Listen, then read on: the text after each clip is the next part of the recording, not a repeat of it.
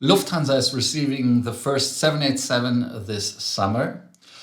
Mask, which is mandatory on flights to Germany or Austria, are not anymore, or actually the mask wearing is not anymore enforced by Lufthansa crew or Austrian Airlines. And one topic, Scandinavian Airlines. The shares are going down after the numbers for the first quarter were announced.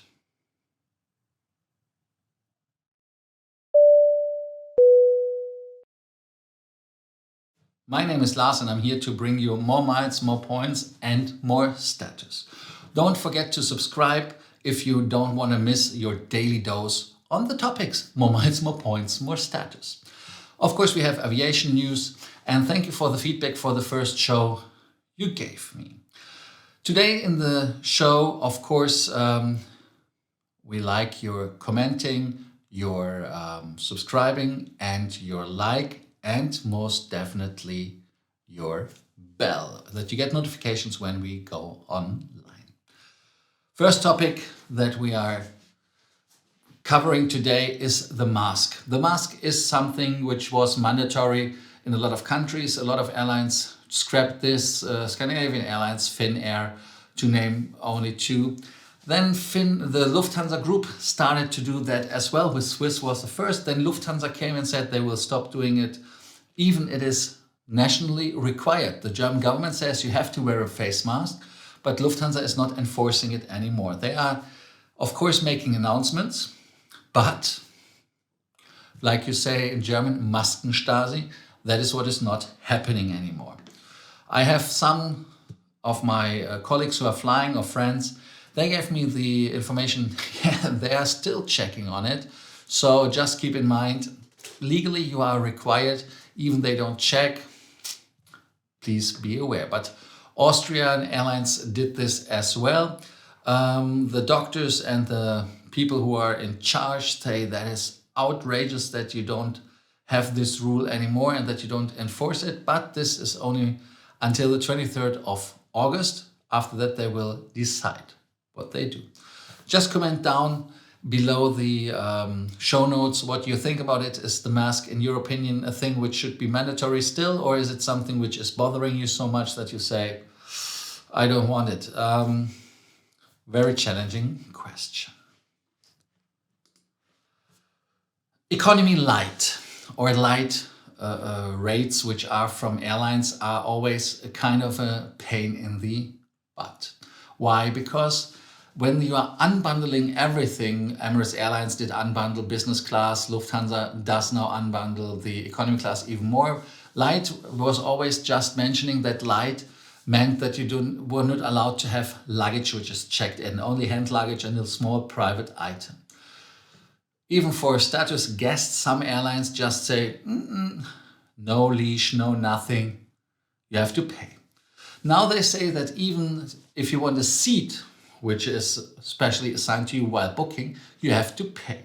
Lufthansa is charging 25 euros, or when you do it with Swiss and Austrian Airlines, who said they are doing it now as well, starting on the 21st of June. In the economy light, you have to pay 35 Swiss francs, if I'm not mistaken, and 25 euros. And that is something which is annoying me. Why is it annoying me? It is annoying for me because the prices are not getting down. They started not to give you any food anymore. You have to buy on board a bob and no luggage. So everything is an add-on, but the price was not decreased. So it's not a real unbundling. It's just removing benefits or removing some perks you have with a ticket and then charging more money.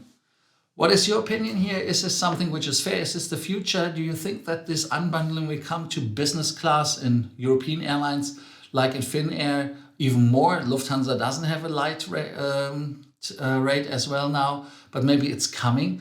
What is your opinion? I mean, Finnair, I used it with Finnair because it was the cheapest rate and I didn't need to check in luggage. But at the end, I think it's somehow greedy if the prices are not adjusted. The prices which have been adjusted are most definitely the prices for the 787 Dreamliner that Lufthansa was supposed to receive last June 2021. But actually, they never came. December 2021, they said it's coming. Never came. Then they said it's coming later. And now the latest announcement from Seattle is, or from Frankfurt, whoever said it, Boeing or Lufthansa, that the 787 Dreamliner, which just did fly over Seattle and Washington State for the first test flight in the Lufthansa colors, will come in summer. Yes. It's an aircraft which was supposed to be for Vistara, the Indian company, but Lufthansa did shoot some 787 which were already assembled. But the FAA said, we want to visit and say and check every aircraft ourselves. After the 737 MAX disaster, the 787 quality problems, that is what they said. But now they say, no, you can now put the aircrafts to the customers, and 100 aircrafts are waiting. So we'll see how long it takes Boeing to get rid of this. What should I say? Nothing, except that Lufthansa is happily waiting for the aircraft. The aircraft will go first to Hamburg. In Hamburg, they will change the cabin interior. I don't know if there's the Vistara cabin interior inside or if it's just an empty aircraft. We will see that, but they say it takes a couple of weeks. Then the next topic is, of course, they ordered for the next 5 years another 32 787-9er. Then they ordered 777X, but because of the 777X delay as well, they ordered even more 787-9er, and we will see. So the registration, if you're interested, is Delta Alpha Bravo Papa Alpha. This aircraft was for Vistara, but basically the aircraft first was for Hainan. So it's now third brand, but never flown for the other airline.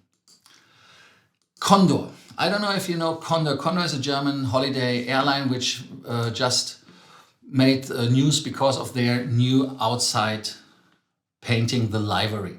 The livery looks like circles around, is like a zebra, or yeah, it looks like a zebra. In German you would say Ringelsocken. It's a special thing how the socks look like. Look at the picture how the aircraft looks like. But now they showed us pictures of their new A330neo interior, the new business class, premium economy. So there you see how it's going to be. The premium economy is behind the economy class. The seats have a 242 abreast. That is interesting in my opinion. Next is every seat has a monitor. The monitors are quite big in my opinion. When you go to business class, of course, they have fully flat seats, and something which is, in my opinion, very, very good, 17.3 inch of monitor in the business class, which you see in the picture as well. Color-wise, is it a sea blue and a sand colored with wood? I think it looks very yachty. It looks like a boat, but let me know what you think about it. I think it's something different. It looks very luxurious and even bespoke, if you would say so. The first destinations for this aircraft would be Seattle, Mexico, and Dominican Republic, starting from Germany, Frankfurt, or Munich. And we never know if the 330neo are already coming. That depends. And they're flying right now with wet leased former Etihad aircrafts. Well, of course, the interior is not as nice as it would be in the new ones, but after you saw the pictures, comment. I'm waiting for your comments. British Airways, ground staff. London or other airports in the UK have challenges with staffing. They have staffing problems with check-in agents. They have problems with the people, with the loading people. And now the people say, hey, we want more money. And so the check-in staff is maybe going on a strike. Yesterday, the Unite Union revealed that they would ballot employees if they want to strike. And the union said that the ballot is taking place between June the 7th and June 27th. Roughly 500 staff are affected by the pause. Through this accounts for fewer than half of the airline Heathrow Airport customer service teams. So you will feel it if they're going on strike. But British Airways said already, hey, we offered the colleagues 10% more pay this year, which was rejected. So other parts of the organization, they accepted it and they are not happy. But what should I say?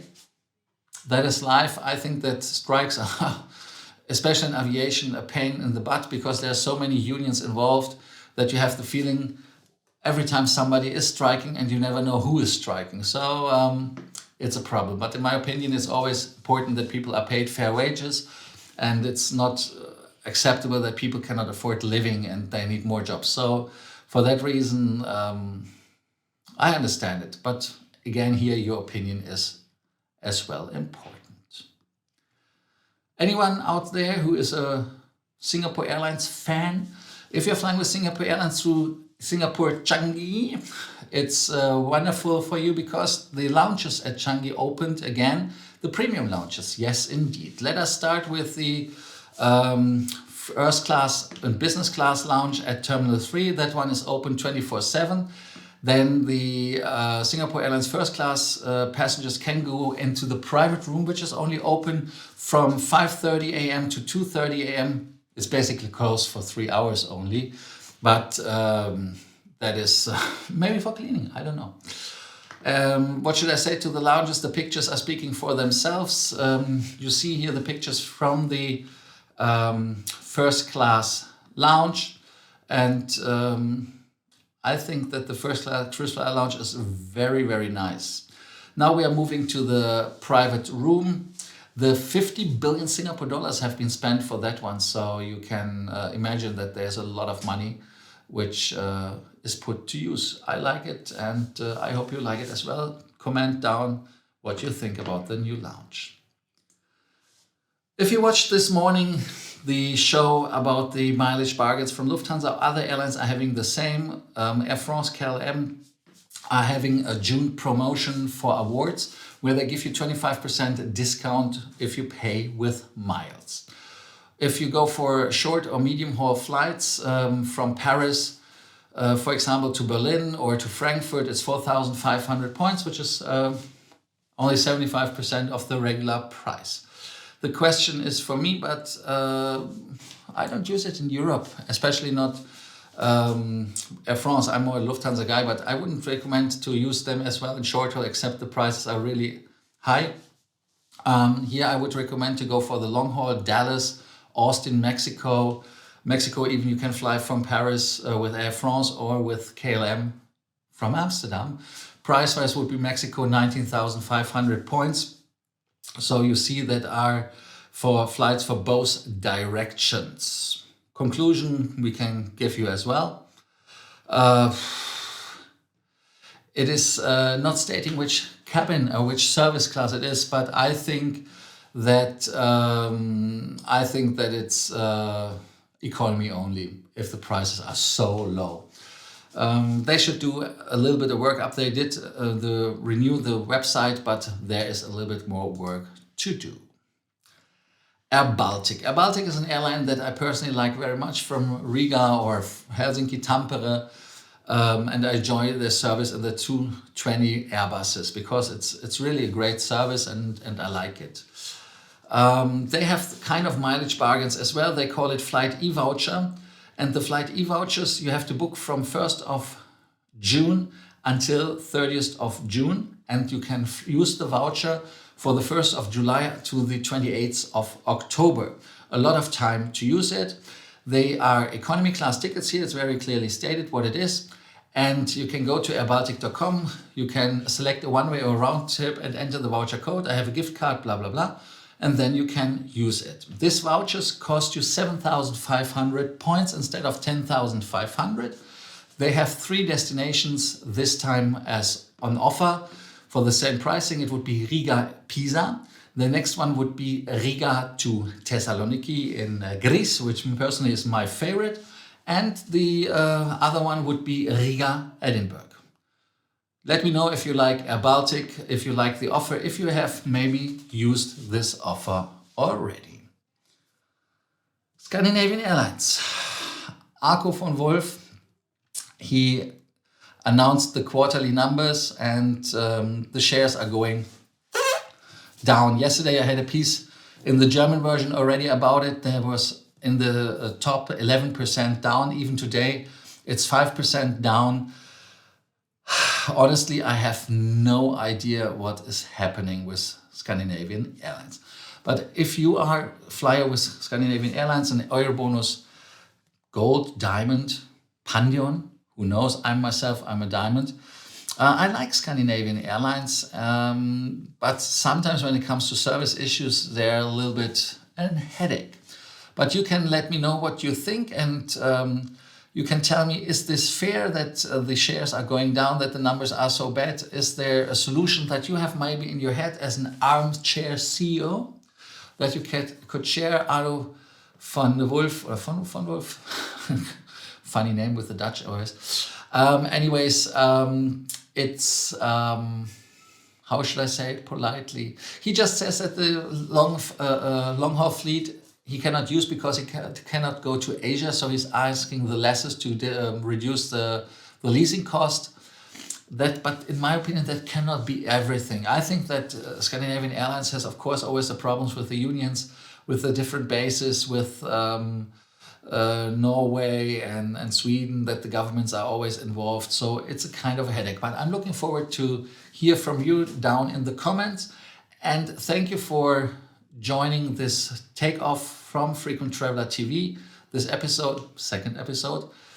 We need you. We need you to subscribe. We need you to leave us a like. We need you to click the bell that you get a notification when we have a notice, and always comment, because that is what I like on my German website as well, that we can communicate and exchange topics, ideas, and see if we have common ground or we just agree to disagree. Looking forward for your comments, and thank you for watching today. See you tomorrow.